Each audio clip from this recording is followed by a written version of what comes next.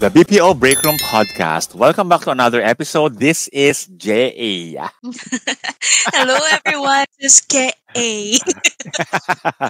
And those that are watching and listening to us right now, please do not forget to subscribe on our channels and give us a like and pakishare na din. Hindi ba, Kay? Correct. Kung ang taas ng energy natin today, halatang mga nakapag-almusal. Kasi 80% or at least more than 80% of the people who have seen and listened to our past episode are not our subscribers yet. So make sure that as you listen, mag-multitask naman kayo. Hindi naman ganun kahirap. Ang i-click ang subscribe button, hindi ba? Nagigigil ako sa inyo eh. Charot lang. Gigil-gigil, gustong manakit. Kaya nga. Ganon. Meron akong crave lately na food. Ay, ano yan? Alam mo yung contis, hindi ba? Oo. Yung beauty contest, sarap. Yung contest, yung cake. Yung mango bravo doon. Ay, oo, ang sarap niyan. Pero ba't gano'n? Mango Bravo din gusto ko, pero ang binigay Mango Graham. Ako, Jay. Parang last time na kumain ako ng mango bravo, siguro last year pa. Parang birthday ko pa ata yun. Last Uy, year. grabe. Last year pa. December. Uy, treat yourself din. Oh, dahil nag-crave ka, dumaan ka mamaya sa contest. Hindi ngayon na. Bye guys. As we wrap up our episode, no, si Jay pupunta ng contest. I'll be right back. Pero yun Bilis nga, ka mango usap. bravo and kasi sa contest, di ba, they have like a variety of pastries there. Dalawang favorites ko actually eh. Yung mango bravo at saka yung blueberry cheesecake. As in, I can eat blueberry cheesecake every day. Parang not a lot of people would choose that kasi kung merong Oreo cheesecake, parang dun sila eh, no? What do you like about the blueberry cheesecake? It's blue. Charot. Ano siya eh, yung consistency ng cake is very perfect sa aking panlasa. And then, hindi siya sobrang tamis, hindi naman siya sobrang na-highlight yung cheese niya. And then, I can also taste yung blueberry niya which adds right amount of sweetness. And that's what I really love sa ganong klaseng cake. Pero do you Talagang, start at the end of the cheesecake ba? Or dun sa gitna banda? I start with the karton. Yung karton muna nakain ko. Yung karton muna, binabasa Karton ko muna, no? Oo. Parang walang Tapos tapon. Hindi, I don't know. Hindi ko alam. Kasi diba, speaking of cheesecake, meron din lemon square na cheesecake, diba? Ako Oo. hinuhuli ko yung top. Nuli mo yun. Parang, okay. So, paano mo siya kinakain? Oo. Binabaliktad mo? Oo. Binabaliktad ko. Weird, no? Pero may nabasa din kasi na iba na ganun din yung ginagawa. Yung parang you have this kasi na instinct na saving the best for last na iuuli mo talaga kung ano yung pinakamasarap. So as for the cheesecake naman, I think I would go for the edge of the cheesecake. Muna. Oo. Kasi andun yung parang may Talaga. burnt na texture, di ba? Bagay. Ako sa Yun. barbecue, inuuna ko muna yung I save the best for last, diba? Ang inuuna ko, yung stick. Bakit ka yung stick kinain? Stick muna, tapos saka yung baboy. Sobra na yung cravings mo, ha? Ayan. For today's episode, we call this the Trigger Talk. Trigger Talk.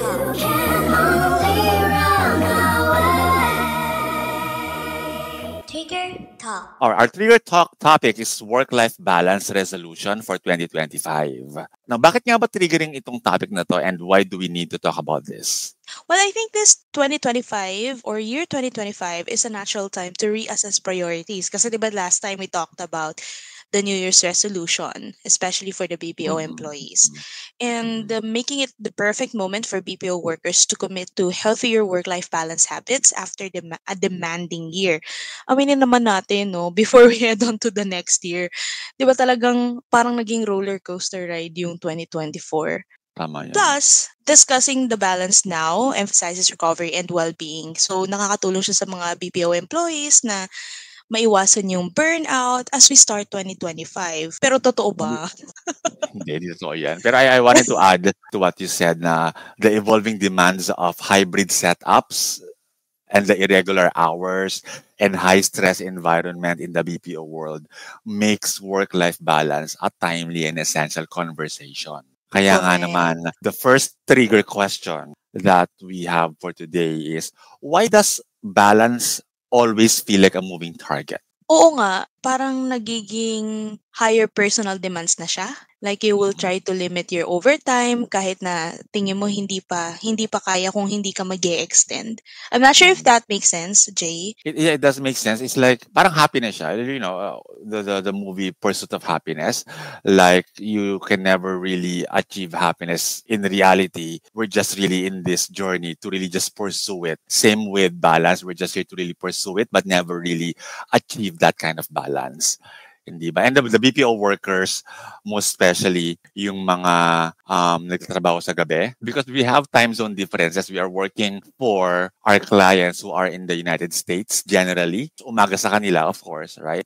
Sa atin, gabi. So, there's already a misalignment on the schedule in terms of us gising sa gabi and then everyone and everything around us ay kabaliktaran, right? So how can we even Sabagay. try to balance that lifestyle and that reality na hindi is still really a pursuit na until you stop working sa BPO or until you stop working sa graveyard, there's a huge chance that you might not gonna be able to achieve balance.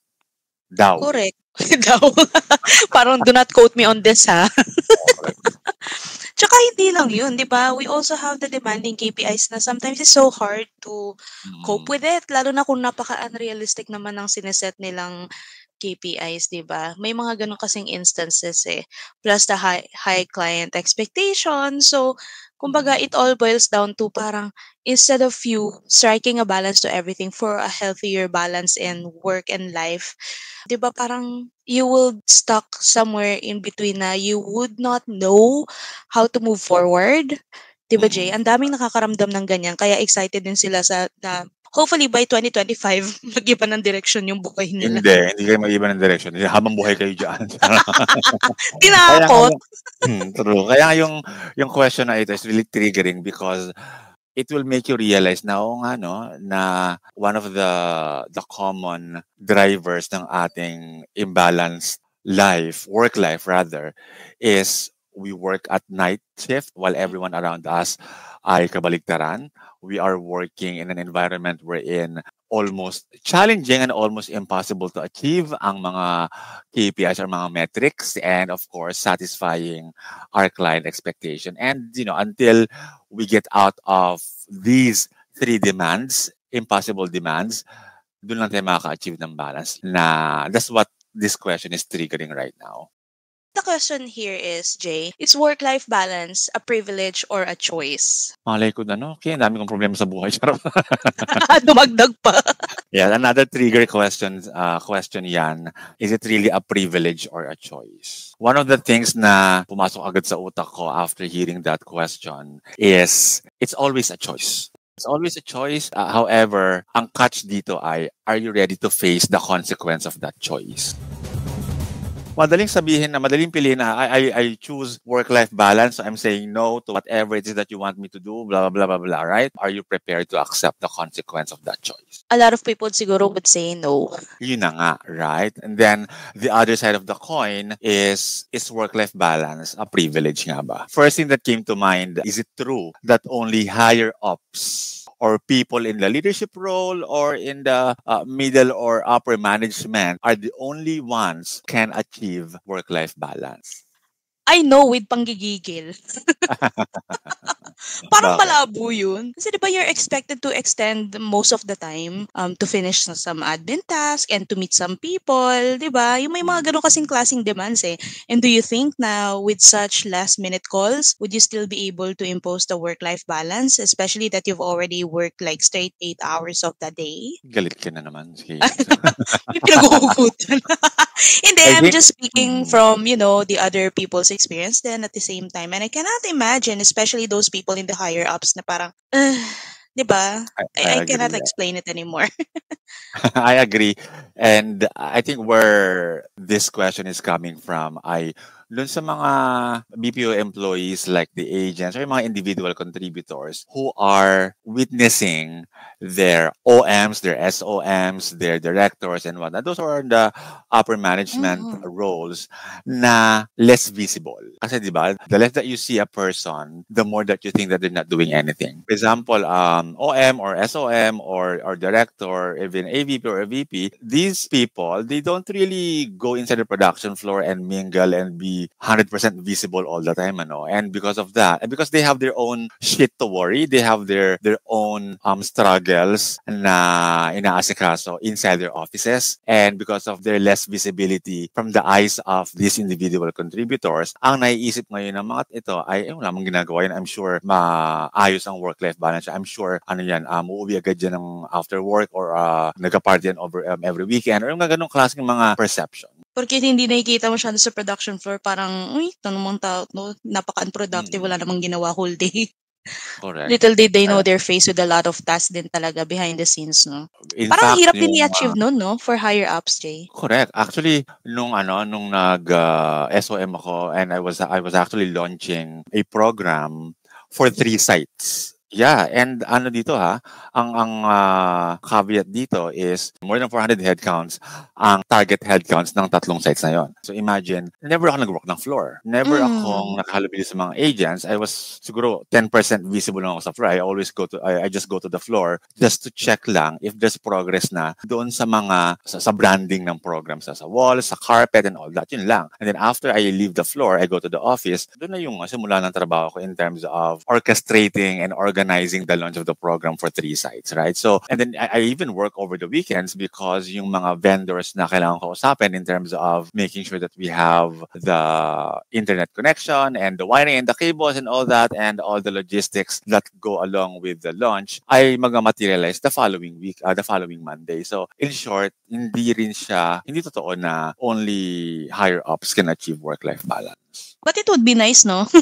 For people in the higher ups. Kasi, syempre, kung merong frontliners, agent level, sila din yung, pinaka-frontliner natin sa management, diba? So, from time to time, they're expected to have this energy to face people and present something and do the reporting in such manner. So, parang hirap din. But, yeah, hindi siya realistic in a way that we can only think of only higher ups can achieve that type of balance. Can you tell me now the difference between your experience as an agent, your experience sa TL? Which one do you think is yung may opportunity ka to achieve work-life balance? Parang hirap sagutin, to be honest. Coming from... Move na tayo. Pwede naman, pass naman. Pwede ba mag-pass? Back to you, Jay. Chari.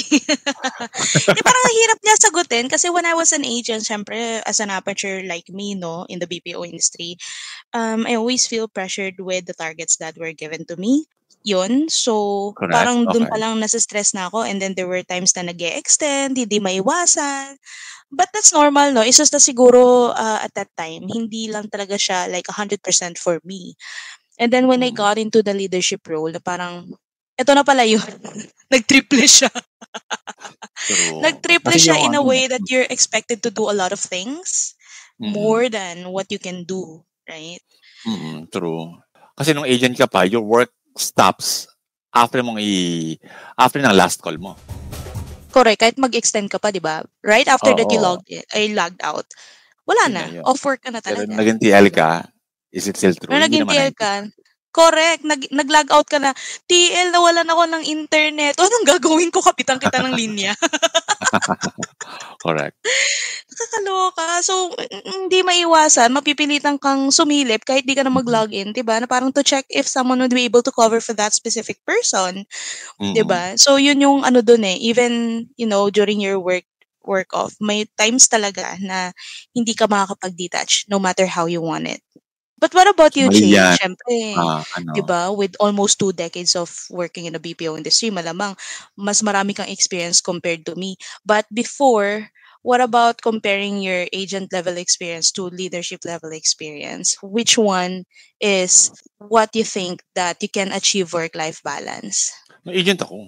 Agent ako. Agent Kasi, mo? agent ako, although, ako kasi yung type ng agent before na proactive ako to stay longer hours for me to be able to learn ano bang ginagawa ng TL. Kasi gusto ko talaga maging TL noon. So, I willingly extend to para lang obserbahan yung TL ko before na barkada ko rin, no? Kasi yung TL ko is after ng shift namin, nagstay pa sa office and nagtatrabaho pa siya. So ako, nagstay ako together with her. And then, obserbahan ko siya, chika, and yung ganong klaseng life. But if I had no desire to really move up and to really learn and upskill myself, I could just, log out and then go home and then that's it. And then after nun, over the weekend, ganun din, detached na ako nun sa work because yung agent ako is, ang mindset ko is after ng last call ko, tapos na ang obligasyon. Another triggering questions here is, are we addicted to the grind? The reason why it's so hard for us to achieve a work-life balance. Ay, ang hirap naman sagutin yan. Pero kasi most of the time, as per the BPO culture, no, people there often glorifies the hustle and overwork. I don't think nasa BPO lang din naman, no? Pero kasi majority of the time, people in the BPO workspace tends to do that. I don't know, maybe it's because of the hierarchy of the level of their role. Kasi syempre, everybody wants to level up, di ba? So, the more that they show hustle and yung nag-overtime sa work, the more that they get to consider to be promoted to such role, di ba? Correct. To be masipag, parang ang connotation attached with you overworking, you going on overtime and whatever is, ay, ang sipag naman nito. Ay, magayahin mo si agent na ganito, gaya mo si employee number 2. Lagi siya nag-OT, ang galing-galing niya, ang sipag-sipag niyan. So, I think that's one of the reasons why most people are trying so hard and almost impossible to achieve work-life balance because at the back of their mind is, if nag-work-life balance ako, baka sakalain nila is tamad na ako. Pero at the end of the day, other people would ask that person na maybe you're doing something na hindi siya effective or efficient. That's why you keep ending up, extending working hours, di ba? May mga ganun kasi instances. It's not something that they realize during the time that they're doing it. So, yun lang. Kumbaga parang sayang, no? Oo, I mean, nasasayangan sayang ako sa time and effort. Okay, mag-overtime, mag-undertime kayo. Mabago. Opposite, no? Let's do undertime na lang instead. Sa mga work from home, yes, correct. Most especially, syempre gabi yan, kapag during break or lunchtime mo, you have nowhere else to go, right? It's either kakain ka din after you're done eating, babalik ka na agad early sa trabaho mo, or sometimes you will work while eating because again, wala kang ibang gagawin lumabas kang gabing-gabi. Di ba? So that's the reason why yung mga remote workers sa BPO and even the hybrid work setups ay hindi na masyadong na-achieve ang work-life balance na paghahalo na ang personal and work time during their shift. Kaya nga, di ba, like last time, what we talked about, some of the disadvantages working at home is that parang minsan hindi mo namamalayan na, oo, madali lang mag-extend kasi nasa bahay ka lang naman, uupo ka lang, nasa harap ka ng computer mo, right? Pero kasi, during those times na nag-extend ka, unti-unti, nasasanay ka sa ganun, pero yung katawan mo hindi nakakasabay. Another reason din siguro is we are afraid. There's always a fear of falling behind. The people around you or some of the people around you, they're doing extended work, they're being overworked, and you are afraid na baka maiwanan ka. Right? You're concerned about job security or you are afraid being outperformed by these people who trabaho lang ng trabaho, yung ganong klaseng eksena. Kaya nakaka-pressure din siya, nakaka-build na anxiety just thinking that you might fall behind. The next trigger question is, does getting boundaries mean saying no more often? Ito. Gusto ko tong marinig sa'yo, Jay. Basahin ko ulit ba? Charot. Setting boundaries is saying no more often. I think only a portion of it. You also have to remember that saying no is not just about refusal. It's also about choosing when to say yes and ensuring priorities, your well-being and capacity are respected. Yun ang take ko dito na hindi lang talaga siya about saying no, but it's also knowing when to say yes. Natumbok mo talaga yon. Kasi 'di ba, yung iba, they tend to set boundaries all the time until they don't realize na parang nagiging unhealthy na siya to a point na nagiging ina-isolate mo na yung sarili mo sa lahat ng bagay, which is hindi tama. And you also have to remember that you have a responsibility to your role. Ginawang literal yung lahat ng sabihin sa kanya ng boss na no. No, no, no, no, no, no, no. I'm trying to achieve here a Mm, work-life balance. mm. One of the most toxic characteristics ng topic na to is because sa BPO world, if you are doing great, if you are an excellent worker, if you are the top performers, if you are a great leader, they reward you with more work, more Mm. projects to spearhead and whatnot. Nakakala ng mga tao sa paligid, most especially the bosses, ay si Ursula ka na kaya mong mag-manage ng 10 tasks at a time, hindi ba? Parang hirap naman nun, hindi ko ma-imagine ha. Kasi syempre magkakaiba ng density yung mga projects na binabato sa iyo, 'di ba? Mm. So ayun. But majority of the time kasi you would be one of the people who they would tend to go to in case that Mm. there's a need to finish some things. Lalo na kung napapansin nilang, ito si ano, yes person to. So why don't we throw the projects at her? 'Di ba? Yung mga ganon. I remember, ano, when I stepped on the OM role, when I started handling team leaders na, I began to realize, ayoko ng yes man. Gusto ko yung TLs ko or yung mga leaders that are reporting to me, even my OMs later on, even my OMs, I don't want them saying yes to me all the time. Kasi I want the people reporting to me and the people I'm working with can also learn how to set boundaries, can also learn when to say how and when to say no. Not just to me, no, but of course to literally anyone, and make sure that they are able to prioritize both their personal and their professional life. Hindi pwedeng work, work, work. Kasi I learned that the hard way before nung TL pa ako na super grind talaga ako. Na I'm Oh. spending hours and hours, like 12 to 16 hours every day sa office because take on ng project, because after completing those project, meron akong prize towards the end of that na magiging senior TL ako and something like that. That's not just my perception. Na if I do more Mm-mm. work and if I do an excellent job on these projects that I said yes to, right, I will get promoted to an STL. It did come true. It's just that ang sacrifice naman nun is of course my mental health, and I broke up Correct. with my jowa that time, and Mm. yung ganon. So I don't want that happening to anyone, most especially to the leaders who were reporting to me. Ayoko maging dahilan ng pagkasira ng kanilang buhay. Correct. And I think where you're coming from also, Jay, is to prevent disappointments. Kasi, di ba, if Mm-mm. those people under you or reporting to you are, Mm-mm. keep saying yes to everything, na parang, are you really sure na kaya mo tong i-deliver within this deadline? Di ba? Mm-mm. Tapos pag hindi, it would lead to disappointment rather than them being honest na, oh, no Mm-mm. dito. Kasi there are a lot of deliverables and I'm expected to finish it within the week. And you're asking me to finish it within this week too.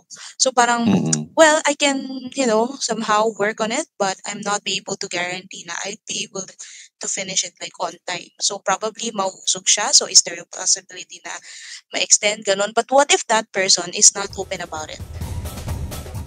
And Then and, diba, okay. nag-yes lang sila. If that person is not open about it, then involve them. Involve your boss. Okay, I understand. I'll take this on. I have no worries about my skills to finish your project, boss. Now I need your help. Help me prioritize. If you open that conversation with your boss, now, okay, boss, I need your help, right? Help me prioritize. Then you are also involving your boss in the success of that project. And there's this Ganon. even one person that I know of, sabi niya, kaya nahihirapan ako. Bakit? Sabi ko kasi lately sa work, parang I've been thrown a lot of projects and I'm not able to manage everything. So I always end up with nothing. Parang wala siyang natatapos. Madalas lumalagpas siya sa deadline. So, syempre, mas lalong umiinit, no? Sa workplace. Correct. Kasi bakit itong taon to, ang daming project, pero ni isa walang natatapos, ganito, ganyan, diba? Mm-mm. And then, ang ginagawa niya daw pala kasi, she tried her best to be more open naman, no? Like, properly communicate her dilemmas, her challenges, and, setting proper expectation. It's just that, let's say, for example, this, Mm-mm. or her boss reach out to her na saying that, Mm-mm. hey, are you available to do this project? I'm gonna need it within this date, ganyan, ganyan. And Mm-mm. then, she would be open by saying na, oh, I can try to fill that in with all of my tasks right now. But with the deadline that you mentioned, I'm not sure I'd be able to finish it at that time. And then, Mm. si ganito naman, sabi niya, okay, but would you be able to do it naman? Just let me know if hindi. So, sinabi niya hindi. Kaya lang, parang ang sagot, instead na, okay, I'll just find someone else. Ganyan. Hindi, ang sinagot. Kaya lang kailangan na eh. Parang ganon. Nagtanong ka pa, wala ka din naman palang choice kundi gawin. Correct. Carry lang yung yung sabi, sige, I'll look for someone else. Okay po, boss. Thank you for considering me. Yeah, siguro I'll pass muna ako now, but definitely let's circle back on any new projects moving forward. Oo. Hindi Kaya ba? kung nakikinig ka ngayon, sana may magkaroon ng liwanag. Correct. And one thing then, saying no is a skill. It's not a weakness. So if you are able to learn when and how to say no, then girl, you have already elevated your leadership competency. Ang hirap din, no? Nakaka-burnout yung gano'n, yung yes ka ng yes. Ayan, dumami tuloy ng dumami hanggang sa ma-overwhelm ka, napaparalyze ka na, you don't know what to do, di ba? Mas mahirap naman yun rather than learning how to say no. But then again, you also have to know when to say yes, di ba? So, yun pa rin yung bottom line natin, Jay. And I like that. One more So, question about our topic for today. Can a 4-day work week really fix everything? Narinig mo na yung 4x11? Hindi, ano to? Yung 4 days a week, tas 11 hours a day of work. Ay, Like, it really? Uy, means gusto ko yun. that has become a trend before in the BPO world to address or to somehow, influence work-life balance na they'll give you more rest days, pero longer hours nga lang for 4 days in a week. Ay, Can this talaga? really solve work-life balance? What's your opinion about it? I am not sure to those who have experienced that already, but I think it would be nice din kahit mag-extend ka Talaga? pa. Pero for 4 days lang. Kasi syempre hindi mo Mm. naman kaya ng katawan mo, no? No matter how your brain wants to do it. Minsan yung katawan natin hindi na nakakasabay. Pero kasi before, Jay, when I used to work in a kitchen, isang araw lang off ko in a week. Talaga? Imagine yung pagod Mm. ng utak, katawan mo, di ba? Tapos, sa buong araw na yun, nakatayo ka pa, tapos madalas nalilipasan ka pa ng gutom, di ba? May mga ganun kasi. Tapos, one day lang yung off, and then when I hopped into a different career, yun nga, nag-freelancing na ako until nag-land din ako sa BPO job, na parang sabi ko, ang sarap pala ng 2 days off. Talaga? 1 day lang off mo? One day lang nakakapagod, girl. Tapos underpaid pa yung mga kusinera. Mm. Ako hindi ako Diba? Imagine. tawag dito, I'm not a fan, but I'm also not a hater of this idea, of this concept, because I remember this was offered to us before pero I said no. Una-una sa lahat, if you exceeded 8-hour work week, 8-hour work day, mabayaran ko yung empleyado ng overtime. That's Diyos number ko. one. Number one. And second is I think 8 hours or 9 hours including lunch and breaks, I think 9 hours in the office, more than enough para ma-sustain yung trabaho for the entire week. Mm-mm. Siguro yung 4x11 hindi siya sustainable. Like after 3 years of doing like 11 hours or 12 hours including lunch and breaks, for a year, 12 hours na sa office, I don't think that's sustainable for me. Well, siguro nga, no? Kasi syempre, 4 days ka nga. Pero imagine working 11 hours. Tapos bukod sa Kaya bigat nga. ng trabaho mo, may kasama ka pang mga toxic na katrabaho. Oo. Parang Diba, hirap nun, no? 11 hours sa work, kailangan pa to ng overtime. Anong gagawin mo? Puro tira. Pamatay, ano? So, during those 4 days, talagang lagi kang puyat, lagi kang pagod. You don't Mm. always find yourself like well-rested. Pero ang good side nito is, you have 3 rest days, which will allow you Oo. time for personal activities, like hobbies, and even family Correct. outing. Like, lagi kang long weekend yan, hindi ba? Oo. Filean mo pa ng 2 days leave. Oo na. Di, isang linggo kang Ticket wala ng sa 3 trabaho. days. Eh di Correct. 5 days kang wala. It really depends on the preference pa rin ng tao. Kumbaga, more rest days nga, pero longer hours. And can that really solve work-life balance? I don't think so for some people. For me, Diba? hindi. For me, hindi. Days Siguro, 2-day work week. Tapos 5 rest days. Medyo mas papatulang. Tapos ilang oras ka naman sa 2 days na yun, girl? 4 hours. Ano? Half day. Part-time pala to, hindi mo naman sinabi. Correct. So those are the triggering questions that we have for the topic. Now, it's time for us to give some tips and recommendations to address these triggers. mag-set ng clear boundaries at sundin ito. If you set boundaries, you make sure that you have the integrity and that you stick with that boundary, right? For example, Mm. iset ang oras ng trabaho at personal time para makapag-relax at hindi madala ang trabaho sa labas ng oras. I Correct. learned Tama ka this, I think a few years ago. I started doing this and it really works amazing how I'm managing work-life balance. Whenever it's my rest day, total unplug talaga ako, Day. Talaga. At least Mm. nasusunod mo, no? I think it all boils down to time management talaga. And mag-silent ng phone. If I assess the text message or the messages from my boss or from anyone, right? From anyone from work, Oh, yes. after assessment ko, hindi naman siya urgent, I'll just ignore it. Pero kung urgent siya at Correct. medyo emergency, of course, I will act on it. The next is, i-integrate daw ang ating personal activities of workday. So what do we actually mean by this, Jay? Ito yung favorite ko talaga in terms of achieving work-life balance. I think I was able to mention in our past episodes na work-life balance is not linear, right? For some people, work-life balance is about you after your work hour, total unplug, and then you doing anything that you wanted to do after work. There are some naman that really worked for them wherein they are putting their personal activities or personal errands in between their work hours.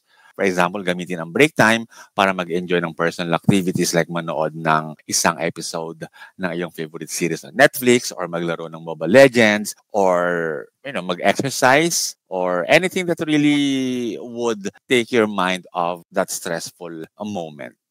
Okay, during break or lunch more, whatever, right? Aside from eating, aside from taking a nap, what else do you do? Secret. Sorry. Minsan, nanonood ako ng isang episode talaga. And minsan naman, yung 1 hour na yun, kung hindi naman ako inaantok, I would tend to clean the house kasi since work from home naman, we all have that privilege naman to do it. Diba?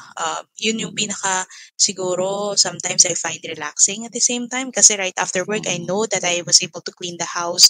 And then later, after my work, papahinga na lang ako. Yes, our third tip for everybody is mag-prioritize ng time management at flexibility.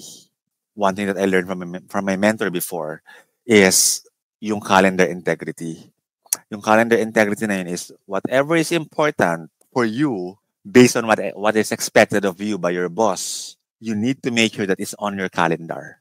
Kahit kahit coaching man lang yan, kahit generating report, kahit practice session mo, I allot my time to practice my presentation 30 minutes before the actual performance readout. So I need to put that on my calendar as well. Now, whatever is on my calendar, it has to happen.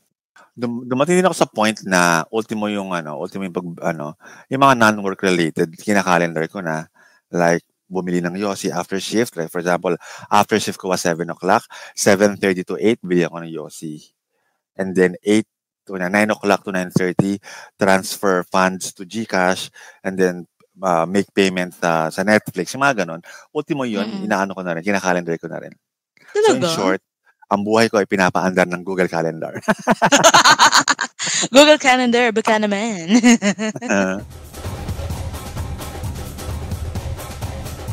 So what's our final thoughts for today's topic? Siguro for me it's all about time management if you really want to achieve the work-life balance. May times talaga na no matter how hard we try to impose that, minsan talaga yung sa work hindi maiwasan, mapapayas ka na lang din minsan. But still, it's not just about setting boundaries and saying no oftentimes, but rather like what you said kanina, is knowing when to say yes. I think that's a very good characteristic that anyone would ever have. For me, the regarding this workplace. topic in terms of work-life balance for 2025 is, number one, set clear boundaries. I hope that everybody is hearing this message or this podcast episode is by 2025, please set clear boundaries. Work hours are work hours. It's okay that sometimes you go over, but if it's becoming a trend na, try to question the process and try to question yourself as well. After work hours, and if it's your rest day, unplug, disconnect from work devices, be disciplined enough not to check your emails or your text messages, and be selective of when and who you need to respond to. Number 2 naman is do the things that bring you joy. This could happen after shift, or this could happen in between your work hours. Number 3 is make sure that you're eating food that nourishes your body. One thing I Yeah. learned before was have a health break then. When I say health break is, alat 10 minutes, wala kang ibang gagawin kundi kumain lang ng gulay, uminom ng water, or kumain ng carrots, or kumain ng whatever healthy food, you call it health break. Kaya naman, to those who are listening to us, you want to hear from you, of course. So what's your suggestion on how to achieve work-life balance? Maybe there's something that we haven't tackled about, right?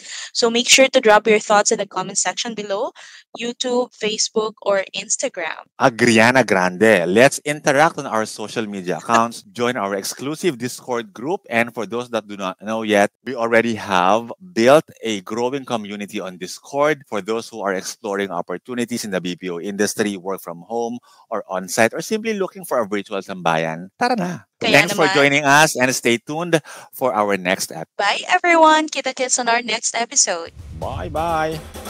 Bye. And that wraps up another episode of the BPO Break Room. Salamat sa pagsama sa amin today. We hope you enjoyed the kwentuhan and learned something new. Don't forget, laugh, learn, and level up. And follow us on Spotify, YouTube, Facebook, and TikTok for exciting updates, tips, and more chikahan. Give us a thumbs up and share this with your workmates. Baka ito na ang break time inspiration nila. Until next time, stay awesome, stay productive, and always take time to recharge. Kita-kits ulit dito sa The BPO Break Room.